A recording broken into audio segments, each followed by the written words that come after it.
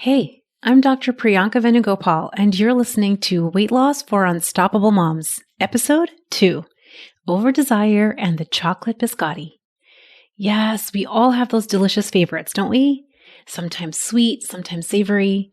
We're talking about how your favorite little things, the biscottis, the pasta, the chips, the wine, aren't what create your over-desire. And we're going to talk about how to take agency back. If you want to reach your ideal weight and create lightness for your body, you need to have simplicity, joy, and strategic decisions infused into your life. I'm a physician turned life and weight loss coach for ambitious working moms. I've lost over 60 pounds without counting points, calories, or crazy exercise plans. Most importantly, I feel calm and light on the scale and in my life. There's some delicious magic when you learn this work and the skills I'm going to be teaching you. Ready? Let's get to it. Welcome back. So as promised in episode 1, I'm going to be sharing a little story and a little science. And before I get into the story, I want to share with you the intention of this episode first. It's really to build a foundation for you to deeply understand where your over-desire is coming from. Because desire on its own is perfectly normal. It's healthy and necessary. It drives us as humans to seek resources and survive. It makes so much sense that our brains have hardwired us to optimize desire. We have thoughts like, I need food and water to survive. I'd like shelter to keep my family safe. I want to protect my children so they can thrive. I want to work and earn an income to support the food and shelter we need. We have hundreds of thoughts like this, and these generate desire. And it prompts us to get out of bed in the morning and get to work on time, to feed and clothe your children, to buy food and prepare it. These thoughts and feelings are driving us to take actions that are creating a cycle of productivity. But here's the trouble. When we aren't really paying attention, it's fairly easy for our desire to slowly and over time creep up. And as humans, we haven't developed a backup system to prevent this. So the creep up leads to over-desire, which is an excess of desire then is productive. It's important to deeply understand this because over-desire is one of the core components that lead us to overeat, and it's getting in the way of you being at your ideal weight. Okay, so settle in for story time.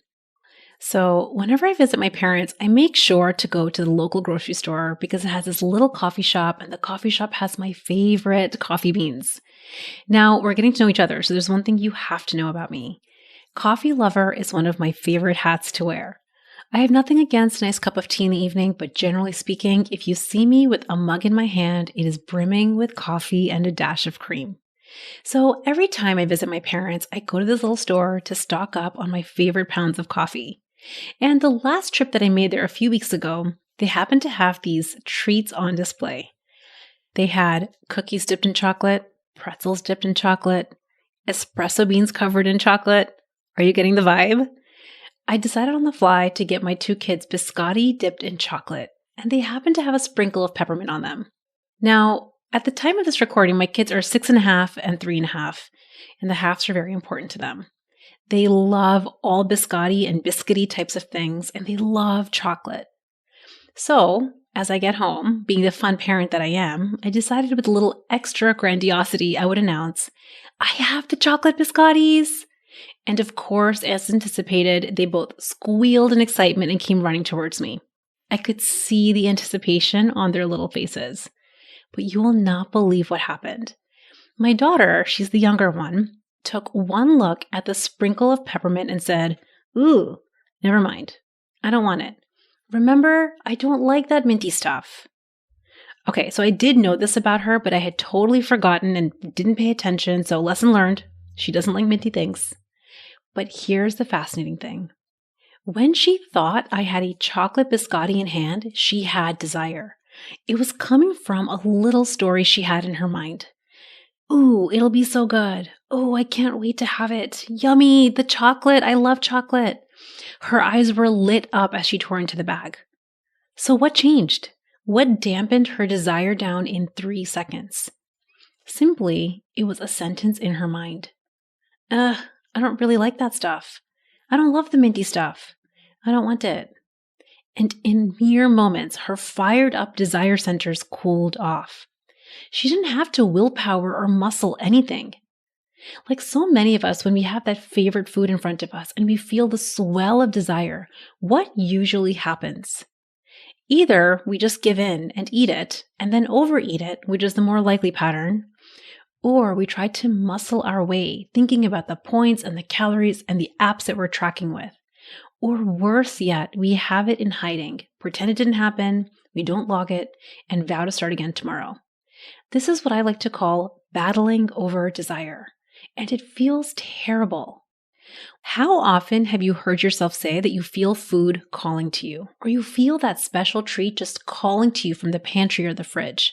You can get through the grit and grind with a little bit of willpower for short periods of time. But after a while, the grit and grind just isn't sustainable. So, rather than battling with over-desire, I have a better approach. I want to help you heal your over-desire instead.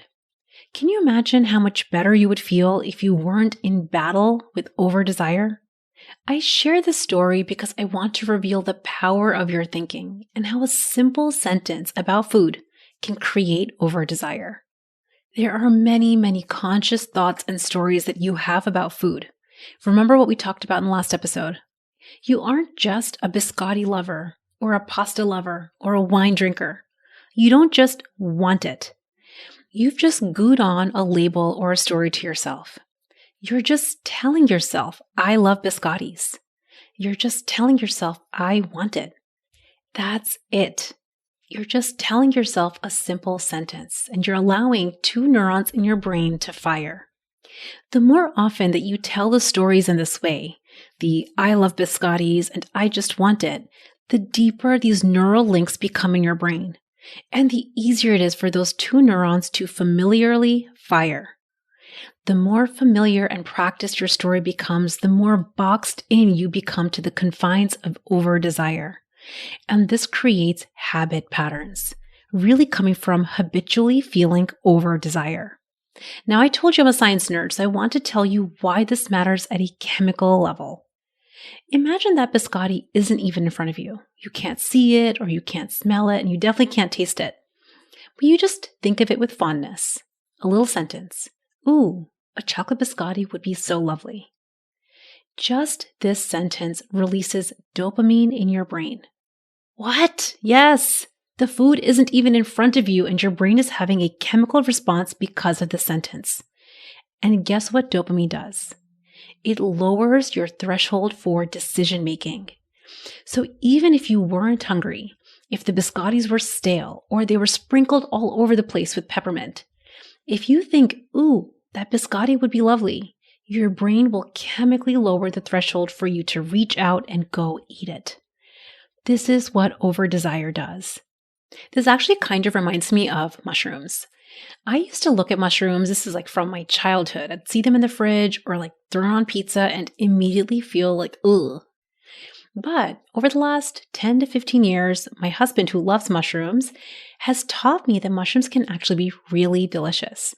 So now when I see mushrooms and I imagine them being sauteed and cooked with all of the amazing ingredients that he cooks with, I can imagine how delicious they are, and my thoughts about them have changed. So before I might have thought, those mushrooms are gross, they're disgusting, I don't like the texture of them, and immediately felt no desire to eat any food that had them.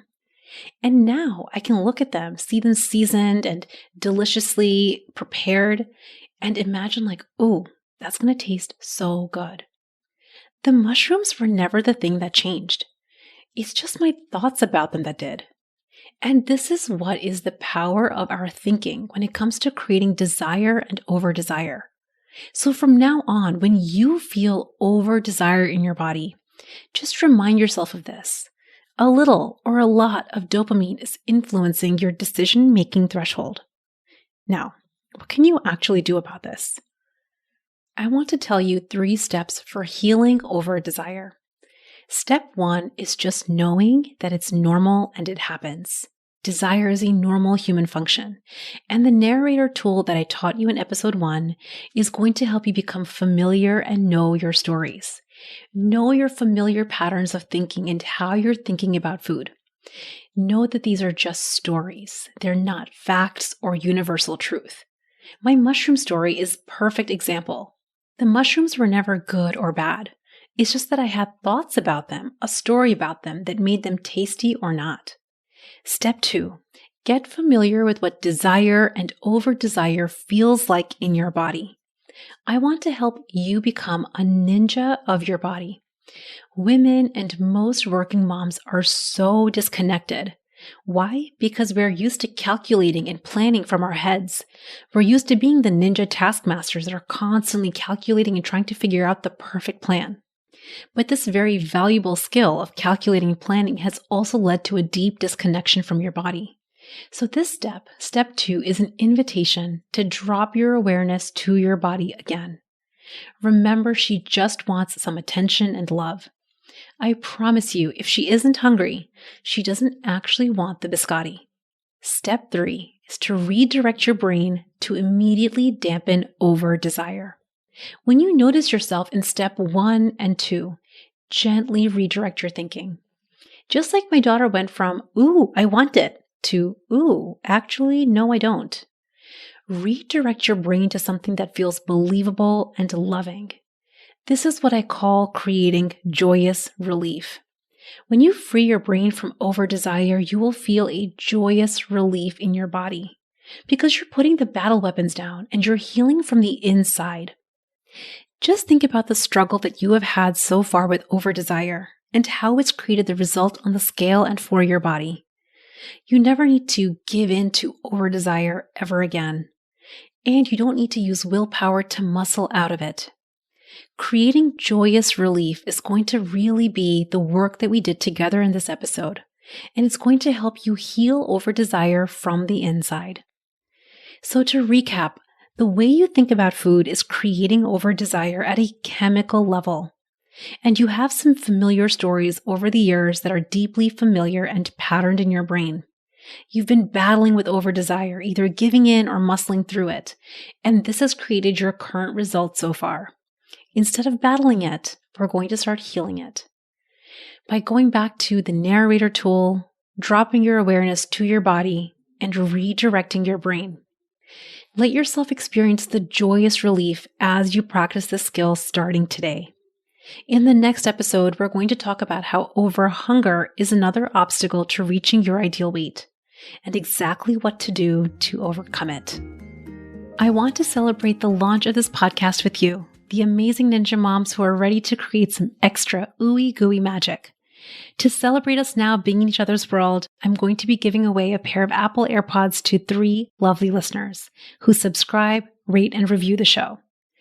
I know that working moms are on the go, and I want to help you listen on the magic of your favorite music, audiobooks, and of course, podcasts with joy. I would love your honest feedback so I can create an awesome show that honors your time and provides you golden nuggets of value. Visit theunstoppablemombrain.com/podcast launch to learn more about this celebration and how to be a part of the magic. I'll be announcing the Ninja Rockstars on the show in an upcoming episode. See you there. Thanks for listening to Weight Loss for Unstoppable Moms. It's been an honor spending this time with you and your brilliant brain. If you want more information or resources from the show, visit theunstoppablemombrain.com.